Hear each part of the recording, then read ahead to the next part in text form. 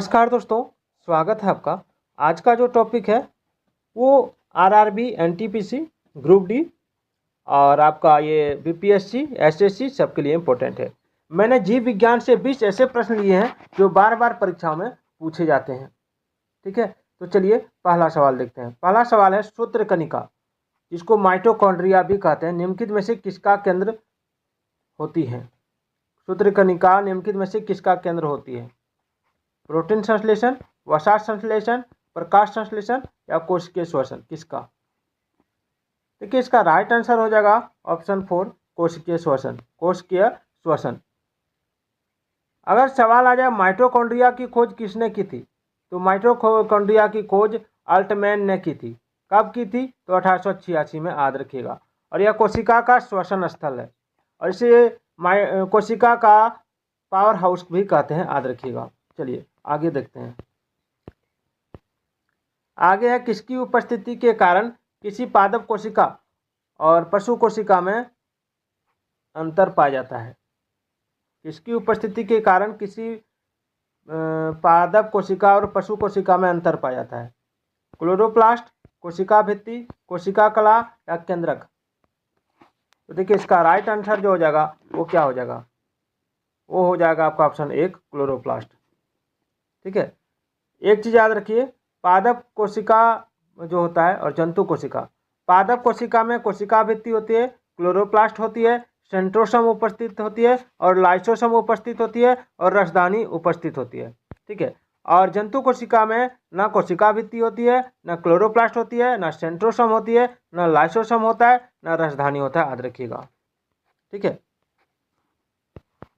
तीसरा नंबर सवाल, सेल्यूलस। सेल्यूलस निम्नलिखित में से किसका मुख्य घटक है? सेल्यूलस कोशिका भित्ति का, कोशिका कला का, जाइलम की द्वितीयक भित्ति या कीटों की शरीर भित्ति, क्या हो जाएगा? देखिए सेल्यूलस जो है, ठीक है, सेल्यूलस कोशिका भित्ति, सेल वॉल का मुख्य अवयव है, याद रखिएगा। ठीक है, और सेल्यूलोज पौधों को संरचनात्मक शक्ति प्रदान करने के लिए उत्तरदायी है, इसको याद रखिएगा, बहुत इंपॉर्टेंट सवाल है। चलिए चौथा नंबर सवाल देखिए कि जीवित जीवों का संरचनात्मक और प्रक्रियात्मक एकक क्या है? तो देखिए ऑप्शन है कोशिका, उत्तक, अंग, तंत्र, क्या हो जाएगा? तो इसका राइट आंसर हो जाएगा कोशिका, याद रखिएगा, कोशिका। ठीक है, रॉबर्ट हुक ने कोशिका की खोज 1665 में की थी, याद रखिएगा। चलिए और एक सवाल पूछा जाता है कि कोशिका सिद्धांत का प्रतिपादन किसने किया था? तो स्लाइडेन तथा टीसवान ने 1938-39 में। आनुवांशिक सूचनाओं का मास्टर कॉपी कहा जाता है, किसको कहा जाता है? आनुवांशिक सूचनाओं का मास्टर कॉपी किसको कहा जाता है? केंद्रक को, आरएनए को, एमआरएनए को, डीएनए को? देखिए आनुवांशिक सूचनाओं का मास्टर कॉपी कहलाता है आपका डीएनए को। ठीक है, डीएनए को मास्टर कॉपी कहते हैं। ठीक है, चलिए आगे बढ़ते हैं। प्रतिजन क्या होता है? प्रतिजन प्रतिरक्षी का परिणाम, प्रतिरक्षी के विपरीत, प्रतिरक्षी निर्माण के लिए उद्दीपन या प्रतिरक्षी का अवशेष?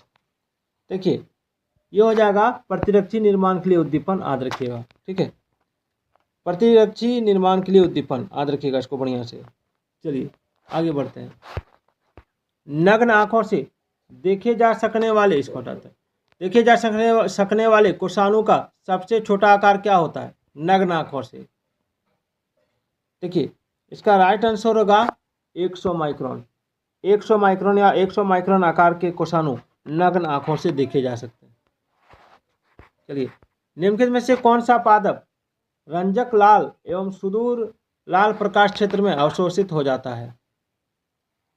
तो इसका आंसर होगा फाइटोक्रोम। फाइटोक्रोम फाइटोक्रोम पौधों द्वारा प्रकाश का पता लगाने के लिए इस्तेमाल किया जाता है और यह एक फोटो रिसेप्टर होता है, याद रखिएगा। चलिए आगे देखते हैं। कोशिका किसके कारण स्फीत हो जाती है? कोशिका किसके कारण स्फीत हो जाती है? जीव द्रव्य संकुचन, बहिपराशन, अंतःपराशन या विसरण? देखिए इसका राइट आंसर हो जाएगा अंतःपराशन, याद रखिएगा, अंतःपराशन। जब पौधे की कोशिका को हाइपोटोनिक सॉल्यूशन में रखा जाता है तो पौधे की कोशिकाएं परासरण द्वारा जल ग्रहण करती हैं, याद रखिएगा, किसके द्वारा? परासरण द्वारा जल ग्रहण करती हैं। ठीक है, और फूलने लगती हैं, लेकिन कोशिका की दीवार सेल वॉल इसे फटने से बचाती है, ब्रस्टिंग होने से। तो पौधे की कोशिका फूलकर सूज जाती है और कठोर हो जाती है। इस प्रकार अंतःपराशन के कारण कोशिका फूल जाती है, याद रखिएगा। अंतःशोषण की प्रक्रिया में क्या निहित है? विसरण, कोशिका क्रिया, अवशोषण या एक और दो दोनों? देखिए, इसका आंसर हो जाएगा ऑप्शन 3, अवशोषण। ठीक है, अवशोषण। जब ठोस पदार्थ द्वारा बिना किसी विलयन की सहायता के जल अवशोषित किया जाता है तो यह प्रक्रिया अंतःशोषण कहलाती है। और ऐसे पदार्थ सब्सटेंसेस जो जल का अवशोषण करते हैं और जल में घुलनशील नहीं है, अंतःशोषक कहलाते हैं, याद रखिएगा। और यह बीज के अंकुरन का पहला चरण होता है, पहला स्टेप होता है। किसमें रखे जाने पर कोशिका का आयतन बढ़ जाता है? किसमें रखने पर कोशिका का आयतन बढ़ जाता है? देखिए, कोशिका का जो आयतन बढ़ता है, ठीक है, वो बढ़ता है समपराशरण दाबी घोल होने पर। जब एक कोशिका को समपराशरण दाबी विलयन में रखा जाता है तब जल पौधे की झिल्ली में मेम्ब्रेन में पहुंचता है और कोशिका का परिमाण यानी वॉल्यूम बढ़ जाता है, याद रखिएगा। अंततः कोशिका की झिल्ली के बढ़ जाने से यह कोशिका की कठोर दीवार को धक्का देती है और ऐसी स्थिति में कोशिका फूल जाती है, अर्थात सूज जाती है। ऊतकजन जिसके बाह्य त्वचा बनती है वह क्या है? त्वचाजन, वलकुटजन, रंगभन या गोपकजन? क्या हो जाएगा? देखिए, इसमें आंसर हो जाएगा त्वचाजन। याद रखिए, पौधे में 3 मेरिस्टेमेटिक लेयर पाई जाती हैं जिसको विभोज्योतिक परतें कहते हैं, जो आरंभिक रूप में 3 समूहों में होती है, जिसे ऊतकलय या उत्लयन कहते हैं। ठीक है, डर्मेटोजन सबसे ऊपरी परत है। यह परत कोशिकाओं को अपनत भागों में बांटती है, ठीक है, जिससे बाह्य त्वचा उत्पन्न होती है। और पेरिबलम और फ्लोरम 2 अन्य उत्लयन परतें हैं। इसलिए ऊतकजन जिसके बाहर त्वचा बनती है वह त्वचाजन है, याद रखिएगा। वृक्क के आकार की द्वार कोशिका किसमें होती हैं? वृक्क के आकार की द्वार कोशिकाएं किसमें होती हैं? देखिए, बड़ा इंपॉर्टेंट सवाल है। इसका आंसर क्या हो जाएगा? इसका आंसर हो जाएगा आपका द्विबीज पादपों में, द्विबीज पत्रों में। द्विबीज पत्री में रक्षक कोशिकाएं किडनी की आकार तथा एकबीज पत्री में डम्बबेल के आकार की होती है, याद रखिएगा। ठीक है, चलिए, डम्बेलाकार द्वार कोशिकाएं किसमें होती हैं? डम्बेलाकार द्वार कोशिकाएं किसमें होती हैं? मूंगफली, चना, गेहूं या आम?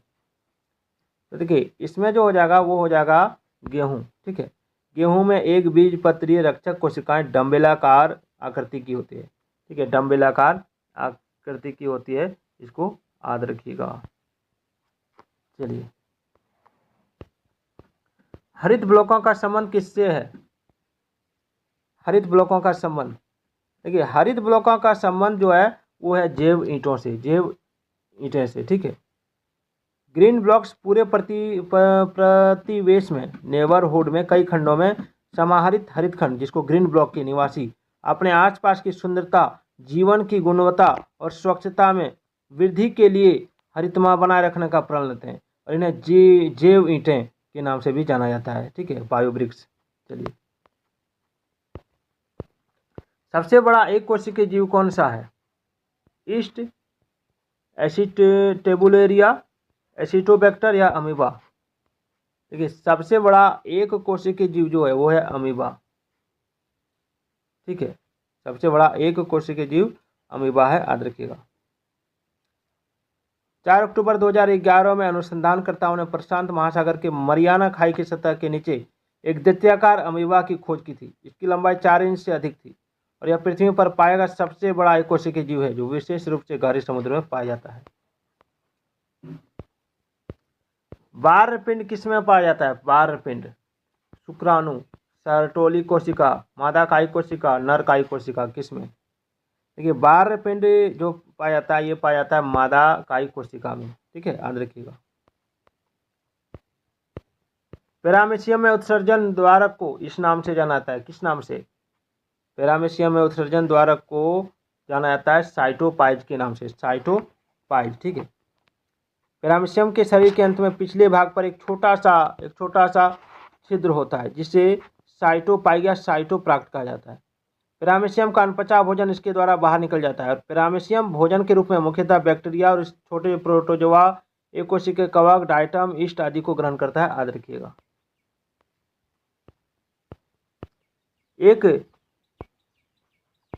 एक मृदुतक कोशिका जो कि कोशिकीय अजीव पदार्थ संग्रह करती है, क्या कहलाती है? फ्लेग्मोब्लास्ट, आइडियोब्लास्ट, कॉनिडियोप्लास्ट या क्लोरोप्लास्ट? देखिए इसका राइट आंसर होगा आपका ऑप्शन 2, आइडियोब्लास्ट। ठीक है, आइडियोब्लास्ट जो है ये पेरेन्काइमा कोशिकाओं में पाया जाता है, याद रखिएगा। चलिए अगला सवाल, ग्लूकोज किसका एक प्रकार है? ग्लूकोज किसका एक प्रकार है? पेंटोस शर्करा, हेक्सोस शर्करा, टेट्रोस शर्करा या डाइओस शर्करा? देखिए ग्लूकोज 3 समान शर्कराओं का आणविक सूत्र होता है। ठीक है, आणविक सूत्र जिसका जो C6H12O6 सामान्यतः समान रहता है, यानी ग्लूकोज जो है ये हो जाएगा आपका हेक्सोस शर्करा। ठीक है, हेक्सोस शर्करा।